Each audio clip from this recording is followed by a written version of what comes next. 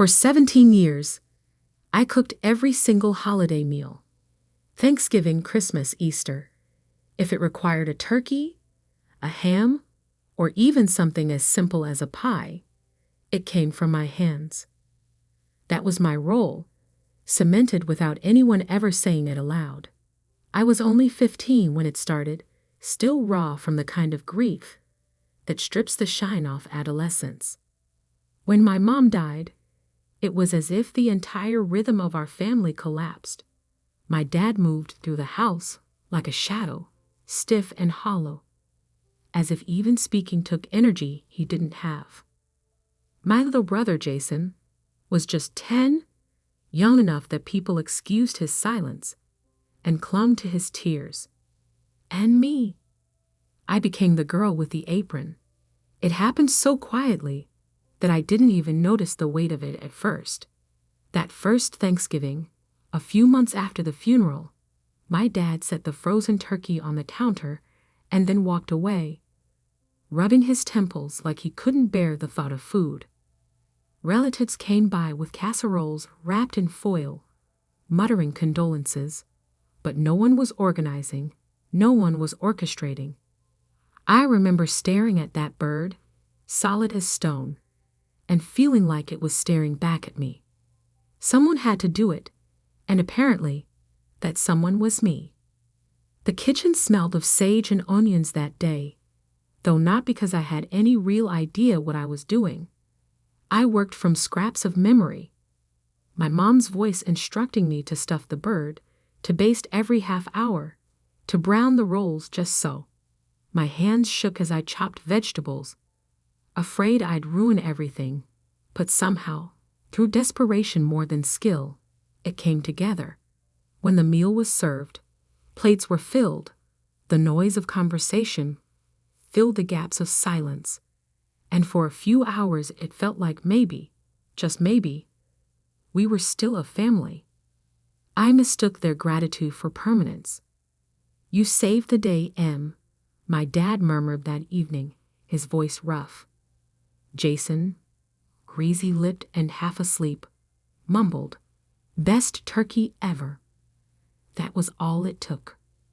That flicker of approval hardened into tradition. Year after year, the responsibility stuck. While other teenagers worried about dances, curfews, and crushes, my calendar revolved around thawing schedules and shopping lists. Thanksgiving meant brining. Christmas meant glazing. Easter meant balancing casseroles and desserts until the oven racks bowed under the weight. I'd wake up before dawn to wrestle with a turkey bigger than my torso, my hands icy from rinsing it clean, my apron already smeared with butter before the sun rose. And all day, I never sat down, not really. At first, I told myself it was love. Love for my dad, who still kept Mom's winter coat hanging in the hallway like she might return. Love for Jason, who lit up when the table filled with food. Love for the aunts and uncles who showed up hungry, but always left early, claiming they had another stop to make. I convinced myself this was how I held the family together, how I honored my mother's memory. But slowly, something darker crept in. It wasn't in the cooking itself. I had grown skilled, even proud at times of the meals I managed to pull off. It was in the silence after, when the laughter erupted from the living room and I was left scraping gravy off pans, when Jason snapped pictures of cousins smiling with pie, but never thought to turn the camera toward me, when my dad raised his glass in a toast to family, without realizing the person who had made the feast possible wasn't even at the table. That silence gnawed at me more than any hunger ever could. The evidence of my absence was everywhere. Photo albums fat with images of smiling faces around spreads I had prepared, but my own face was always missing. Slideshows at weddings or anniversaries. There was my food, my decorations, even the dishes I'd chosen, but not me. It was as if I were a ghost, haunting the background of my own life. I was the hands, never the heart, the server, never the guest. And no one questioned it. No one ever said, "Emily, sit down." No one thought to capture me in a frame, flour on my cheek, sweat at my brow, carving knife in hand. The story of those holidays, our family story, excluded me entirely, as if I were not a daughter or sister but staff hired to keep the machine running. The realization hit hardest not in a moment of anger, but in one of quiet stillness. One Christmas night, long after everyone had left, I sat alone at the table, surrounded by dirty plates and crumbs. The house was silent, except for the hum of the refrigerator. I glanced at the clock. Nearly midnight. My brother was asleep, my dad snoring in his chair. And I was still there, my fingers pruned from dishwater, my back aching from bending over counters all day. It was then, staring at the empty chairs, that I understood something sharp and cruel, in every sense that mattered. I wasn't part of the holiday. I was the holiday's labor. 17 years of it. 17 years of being erased. And the shock of that truth stayed with me, sharp as broken glass, waiting for the moment I'd finally bleed from it. I didn't complain because I thought that's what love looked like. Sacrifice. When you lose a mother at 15, the definition of love changes overnight. It stops being soft hands smoothing your hair or a voice telling you to sit down and rest. Love becomes duty. Love becomes stepping into shoes far too large and walking in them until your feet blister. For years, I convinced myself that each holiday I spent bent over a hot stove was proof that I loved my family enough to hold us together. Jason reinforced that belief without meaning to. "You're the best cook in the family, Em. None of us could do it like you," he would say, grinning with genuine warmth as he loaded his plate with seconds. He didn't know the weight those words carried. To him, they were praise. To me, they were a chain, sweetly given, but binding all the same. My dad had his own refrain. He'd pat my shoulder when I shuffled past him with another steaming dish, and murmur, "You're my angel." At first, those words filled me with pride. Angels, after all, kept people safe. But with time, the nickname twisted. Angels didn't belong to themselves. They existed for others, nameless and faceless, hovering just out of sight. So I swallowed my exhaustion, buried it deep under a smile, and told myself that their gratitude was enough. That this was what my mother would have wanted. Her daughter stepping into the gap she left behind, making sure Christmas still smelled of cinnamon, Thanksgiving still echoed with laughter. I told myself that the ache in my shoulders and the calluses on my hands were the natural price of love. But deep down, I craved what they had. A place in the memory, a chair at the table, laughter caught in photographs. It was the photographs that stung the most.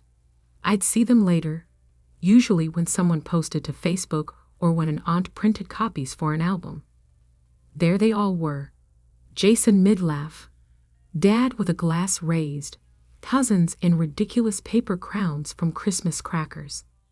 The table glittered with food I had made, pies perfectly browned, turkey carved with clean precision, sides arranged like magazine spreads.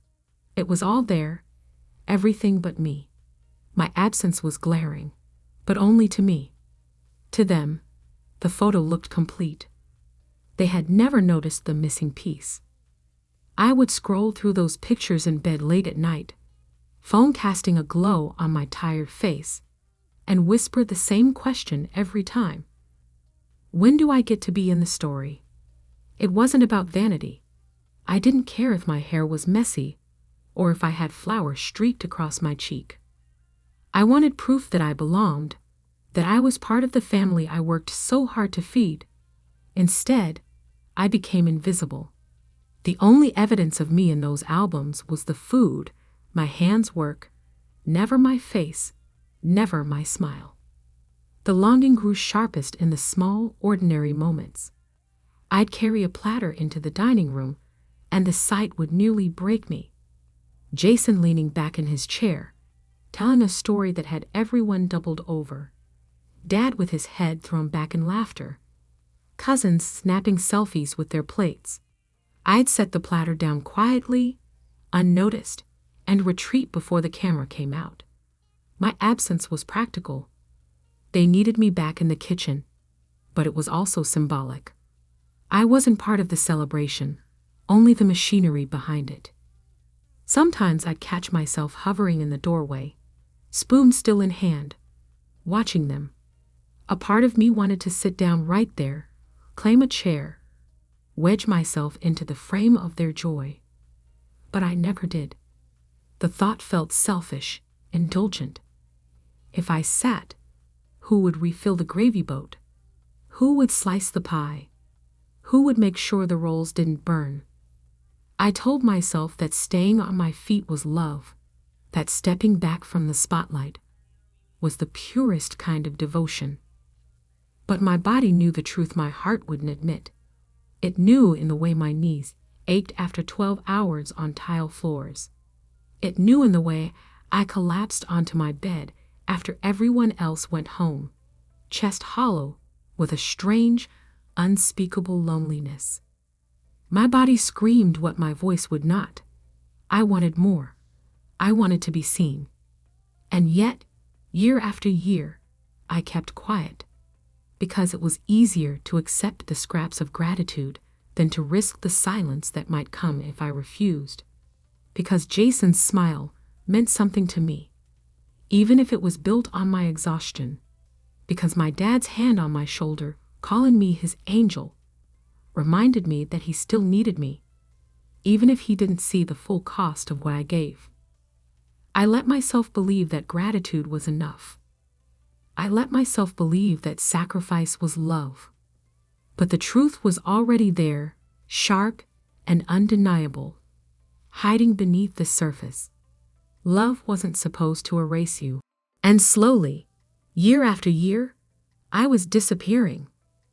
Last Thanksgiving, something inside me snapped. It didn't happen with a dramatic crash of plates or a shouted confrontation. No, it was smaller, sharper, like a hairline crack forming in glass, invisible at first, but certain to spread until the whole pane shattered. I had been in the kitchen since before sunrise, 10 hours on my feet, orchestrating a feast as if my body were just another appliance. By the time the turkey was golden and the pies were cooling on the counter, I was moving on muscle memory alone. My apron was stiff with flour and grease, my hair pulled back so tightly that my scalp ached, and yet no one noticed when I finally stepped out of the kitchen. The living room was loud with laughter. My cousins were huddled together on the couch, phones lifted, snapping selfies with plates piled high. Mountains of mashed potatoes, turkey slices fanned like cards, cranberry sauce glistening in the light. My food, my labor, my entire day's worth of effort displayed like trophies in their hands. They turned the camera this way and that, filters shifting, smiles widening. But not once did anyone think to look for me. I wasn't in the frame. I wasn't even in the thought behind the frame. I hovered there invisible, holding a towel still damp from drying dishes. A sick, hollow heat bloomed in my chest. For years, I had told myself I didn't mind. For years, I convinced myself their gratitude, however thoughtless, was enough. But in that moment, staring at them posing like royalty over a banquet I had prepared, I felt stripped bare. I wasn't a daughter. I wasn't a sister. I wasn't even a guest. I was the hired help who had forgotten to send an invoice. I tried to shake it off. I forced a smile, wiped my hands on the towel, and approached Jason, my little brother, the one I had practically raised, the one whose every Thanksgiving plate I had filled since he was 10. "Hey," I said, my voice deliberately light, "take a picture with me." He didn't even lower his fork. He chuckled, half distracted, and said, "Later, once the dishes are done." The words hit me harder than I could have imagined. Once the dishes are done. As if that was who I was to him. The dishwasher, the background labor, the hands that served, but never the face that belonged. My chest burned as if he had pressed a hot iron against it. I swallowed, nodded, and stepped back, but the moment lodged itself like a thorn under my skin. I went back to the kitchen, but not to finish the meal. I went back because I couldn't bear the sight of them anymore. My hands shook as I gripped the edge of the counter, my knuckles whitening. 10 hours of labor, years of repetition, decades of sacrifice, and not one person saw me. They saw the food, the plates, the clean forks. They saw what I gave them, but not me. That was the moment the crack became a break. Something inside me shifted with an almost audible snap. I realized then that I wasn't family to them in those moments. I was just the holiday chef. A role, a function, a utility. They loved the turkey, not the woman who roasted it. They praised the pies, not the tired hands that kneaded the dough. And for the first time, I saw it clearly. Love that erases you isn't love at all. The anger that followed was unlike anything I had ever felt. It wasn't a sudden explosion. It was a slow, seething burn, steady and consuming. I thought about the years I had lost, the photos where I was missing, the laughter I'd only overheard through the walls. I thought about every time I had wanted to sit down, just once, and be part of the memory, and how no one ever pulled out a chair for me. And so I made a decision. It came to me as naturally as breathing, sharp and absolute. On Christmas morning, I wouldn't be there. I wouldn't cook. I wouldn't scrub. I wouldn't carve. Let them manage on their own. Let them face the silence I had lived in for 17 years. When the day came, I didn't dress, didn't pack my knives, didn't thaw a thing. Instead, I left them a note taped to the fridge in my neatest handwriting. Cook it yourselves. Inside, the turkey sat raw and unbothered, still wrapped in plastic. A silent witness to their entitlement. I imagined the scene as I walked away from the house. My dad tugging at the note with confusion. Jason frowning at the cold bird. My cousins whispering about what to do. For once, it wouldn't be me scrambling to save them. For once, the absence would speak louder than my labor ever had. It wasn't about revenge. It was about proof. Proof that I had been there all along, invisible but essential. Proof that without me, the holiday wasn't complete. And as the anger simmered in my chest, I promised myself one thing. I would never again mistake their gratitude for love. This closes part 3 on the precise moment of her anger crystallizing into decision and the symbolic act of leaving the raw turkey, without spilling into part 4. Would you like me to sharpen this further with more sensory detail of her physical anger, the trembling, the sounds in the kitchen, the way her body betrayed her emotions, or keep it focused on the psychological burn? You said, write a detailed passage of at least 700 words without touching on events from the next chapter. Avoid filler content. Make the text dense and rich, leaving no empty space between the lines less than part 4. Schadenfreude.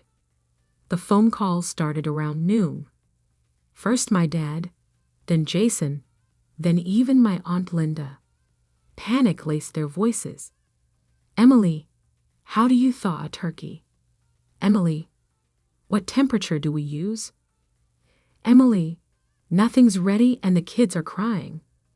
For the first time in years, I laughed through Christmas. I went to a small diner alone, ordered pancakes, and sat in a booth by the window.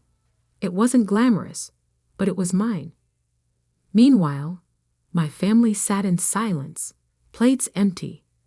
Their perfect holiday shattered because the woman they had ignored refused to play maid greeter then. Use the most fitting narrative tone for the context. Think carefully about which tone suits it best. ChatGPT said, here's a 700-plus word expansion of Part 4. Schadenfreude, written in a sharp, darkly triumphant tone.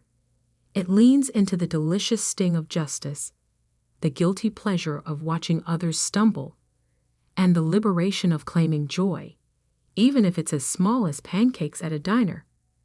No filler, just density and richness in every line. Part 4. Schadenfreude. The phone calls started around noon. First my dad, then Jason, then even my Aunt Linda, each one of them sounding more frantic than the last. Their voices were tight, clipped, jagged with panic. Emily, how do you thaw a turkey? Dad's voice, usually so steady, had an edge of desperation. I pictured him pacing the kitchen, brow furrowed, pulling at the plastic-wrapped bird as though sheer force might bring it back to life. Minutes later, Jason's voice crackled through the line. What temperature do we use? It's not cooking right. It's still pink. His words tumbled over each other, frantic, the bravado gone. This was my brother, the one who had dismissed me with a casual later when I asked for a picture, the one who had accepted my labor like gravity, unquestioned and unthanked. Now, his confidence had collapsed into pleading. Then Aunt Linda called, her tone a blend of outrage and helplessness. Emily, nothing's ready, and the kids are crying. What are we supposed to do? Each call was sweeter than the last, like biting into a fruit you thought would be sour only to find it bursting with unexpected sugar. I sat on my couch, phone buzzing in my lap, and for the first time in years, I laughed through Christmas. Not a polite chuckle, not the restrained smile I usually wore when someone thanked me half-heartedly for a pie. No, this was laughter that came from my chest, rolling, alive, a release years in the making. They were unraveling without me. The carefully constructed holiday, the one I had propped up year after year with aching hands and sleepless nights, collapsed the instant I removed myself from the equation. All their assumptions, that turkeys magically appeared golden, that pies baked themselves, that sides lined up in perfect timing, were exposed as fantasies, and I wasn't there to rescue them. Instead, I got dressed slowly, deliberately. No flour-dusted apron, no frantic hair tied back to keep it out of the gravy. Just a soft sweater, jeans, and a scarf. I walked out into the crisp air, the sky pale and sharp, and headed for the little diner down the street. Inside, the bell over the door jingled, and the warmth of coffee and maple syrup wrapped around me. A waitress in a Santa hat greeted me with a cheerful Merry Christmas, and led me to a booth by the window.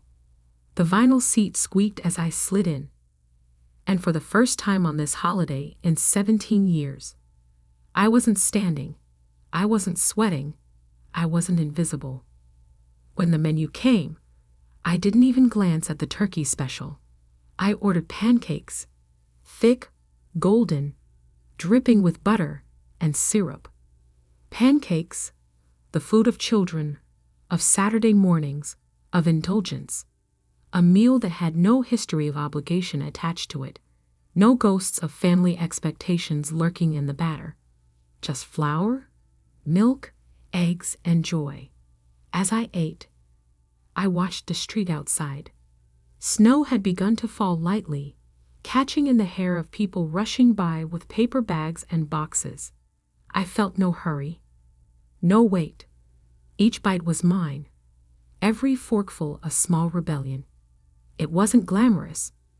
There were no candles, no china, no centerpiece on the table, but it was mine. Entirely, indisputably mine. Meanwhile, in a house not far away, my family sat in silence. I could picture it perfectly. The raw turkey still sealed on the counter, condensation pooling around the plastic. The oven cold, or perhaps misused, smoke trailing because someone forgot to preheat. Children whining, adults snapping at each other, the day disintegrating into frustration and hunger. Their perfect holiday, my burden to bear for so long, was shattered because the woman they had ignored, erased, and taken for granted finally refused to play maid. The thought filled me with a dark, shimmering satisfaction. It wasn't kindness. It wasn't forgiveness. It was justice.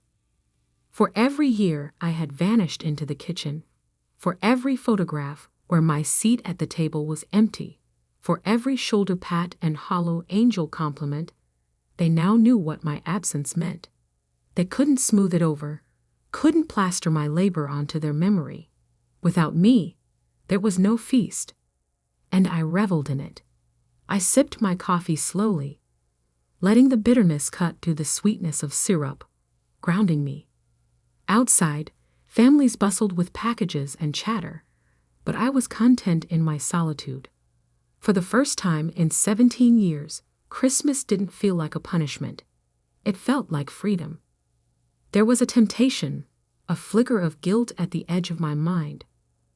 Was I cruel for enjoying their suffering? But I pushed it aside. This wasn't cruelty. This was consequence. Consequence for years of blindness, for never once pulling me into the frame of the family photo, for treating me as labor instead of kin. Their silence now mirrored the silence they had left me in all those years. And so I laughed again, quietly this time, into my coffee cup, the sound warming me more than the drink. Laughed because I had broken the pattern. Laughed because they finally felt the absence they had created in me.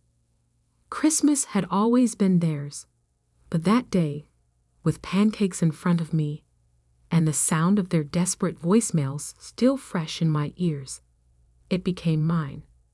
When I finally visited 2 weeks later, the house felt different.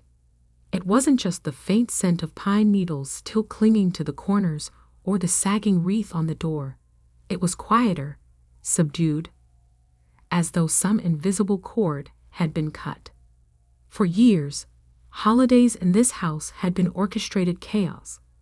Clattering pans, children running, my dad's voice booming instructions he never followed himself. Jason cracking jokes in the middle of the mess. This time, when I stepped into the kitchen, it was still. My dad sat at the table, elbows resting on the wood, his hands folded as if he were waiting for a meeting to begin. He looked up when I entered, and for once, he didn't greet me with his usual booming cheer. His voice was softer, almost cautious. When he said, "We didn't realize how much we put on you." There was no defense in his tone, no half-joking excuses. Just a quiet admission, heavy with a weight he had probably never carried before. Jason was there too, leaning against the counter, his posture slouched, eyes fixed on the floor. When he finally spoke, his words were clipped sheepish. Christmas was awful. He didn't dress it up or try to laugh it off. Just that one word, awful, hanging in the air like smoke. I could have smiled, could have reminded him of his later comment, could have savored the irony of their collapse without me. But I didn't. I didn't gloat. I didn't need to. Their faces told me enough. They had lived the silence I endured for 17 years. They had faced an empty table, children whining, adults snapping at each other, and the hollow weight of a holiday with no heart. They had finally felt, in one single day, the absence that had defined my entire role in the family. And that was enough. We didn't linger on Christmas. The subject hung there for a moment, and then dissolved into the air, replaced by smaller talk. Work, errands, the weather. But something had shifted. It was in the way Jason's eyes lifted toward me more often, in the way Dad asked if I wanted tea instead of assuming I'd serve myself. Subtle things, but noticeable, like the slow thaw of ice. When the next holiday rolled around, they didn't wait for me to take the reins. They called early, voices unsure, almost tentative. "What should we make this year?" Jason asked. "Do you want to cook together?" Dad added quickly, or maybe we can try to take on some of it. The words tumbled out awkwardly, like they were learning a new language, and in a way they were. We cooked together that day. The kitchen, once my private battlefield, became crowded with too many hands and clumsy coordination. Jason oversalted the mashed potatoes. Dad nearly dropped the ham. At one point, smoke billowed from the oven because someone had forgotten to cover the casserole. The table wasn't magazine perfect, and the timing was a mess. We ate in shifts, grabbing dishes as they came out rather than unveiling them all at once in a grand reveal. And yet, for the first time, I sat at the table while the food was still hot. My plate was full, my chair firmly occupied, and when the camera came out, I didn't slip away to scrub pans. I smiled into the lens, shoulder to shoulder with the rest of them, the evidence captured and undeniable. I was there. Those photos meant more than any perfectly roasted turkey ever could. In them, I wasn't a shadow or an afterthought. I wasn't the faceless labor behind the feast. I was a daughter, a sister, a person in the frame of memory. The meals are messy now, sometimes even disappointing, but there's laughter in the mistakes. And when something burns, no one points at me to fix it. We shrug, we laugh, we eat what's edible, and order pizza if we have to. The holiday doesn't rest on my shoulders alone anymore. It belongs to all of us, equally clumsy, equally flawed, equally present. And that's the closure I didn't know I was waiting for. Not perfection, not an apology carved into stone, but space. Space to be part of the memory, not just the maker of it. Space to eat with them instead of watching from the doorway. It turns out closure doesn't always come as a grand gesture. Sometimes it's the small things. The sight of my dad setting the table without being asked. Jason chopping onions with tears streaming down his face. My own laughter echoing around the kitchen instead of stifled in the background. Sometimes closure is simply sitting down at last, fork in hand, knowing no one expects you to get back up. And in that way, 17 years of silence dissolved into something louder, brighter, imperfect, but real. I am in the photos now. And that's worth more than anything I ever served them.